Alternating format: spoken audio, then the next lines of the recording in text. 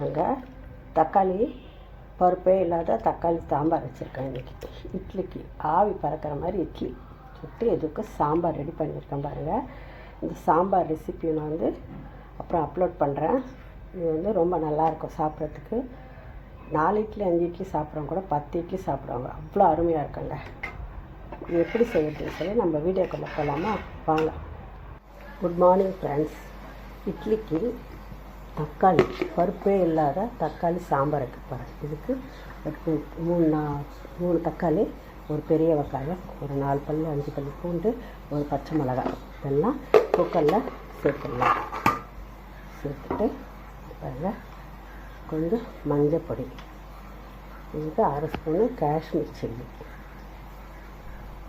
சோம்பு போட்டு தண்ணி ஊற்றி குக்கர் மூடி போட்டு ஸ்டவ்வில் வச்சிடலாங்க. இது ஒரு 4 விசில் வரட்டும். தேவையான அளவு கொஞ்சமாக தான் தண்ணி ஊற்றிருக்கேன். ஊற்றி ஸ்டவ்வில் வச்சிடலாங்க. வச்சு ஒரு 4-5 விசில் வரட்டுங்க. இப்போ நம்ம விசில் ஓப்பன் பண்ணி பார்த்துடலாங்க. இப்போது தக்காளி நல்லா வெந்துச்சு. இப்போ நம்ம என்ன பண்ணோம், பத்து போட்டு இப்போ கடைஞ்சாச்சுங்க. இப்போது புளிப்பு இல்லாத மாவை கொஞ்சம் இதில் ஊற்றி நம்ம இதோடு சேர்த்து கலக்க வேண்டியது தான். ஓகேங்களா? ஒரு கரண்டி ஊற்றினா போதுங்க. கடாய் வச்சாச்சு.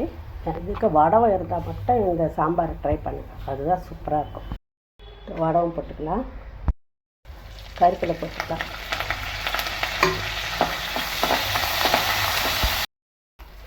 இப்போ இந்த சாம்பார் பருப்பு இல்லாத தக்காளி சாம்பார் வருது. உப்பு போட்டுக்கலாம். உங்களுக்கு தண்ணி எவ்வளோ தேவைப்படுதோ அவ்வளோ தண்ணி ஊற்றிக்கலாம். இது எங்களுக்கு 3 பேருக்குள்ள கரெக்டாக இருக்கும். இட்லி இந்த பக்கம் வேகுதுங்க. மாவு ஊற்றுந்தாலும் கட்டி ஆகிடும். எங்களுக்கு கொஞ்சம் தண்ணி விட்டுக்கோங்க, அப்போ தான் கரெக்டாக இருக்கும். இப்போ பெருங்காயத்தூள் கொஞ்சம் போட்டுக்கலாம். பெருங்காயம் போட்டால் கொஞ்சம் வாசனையாக இருக்கும். கொத்தமல்லியை போட்டுட்டு நம்ம ஸ்டவ் ஆஃப் பண்ணிடலாம். அவ்வளோதாங்க.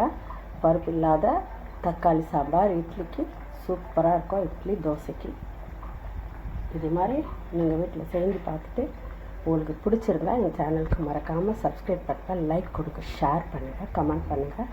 Thank you friends. 10 இட்லி கூட சாப்பிட்லாங்க. இப்போ சாம்பார் வச்சா நல்லாயிருக்கும்.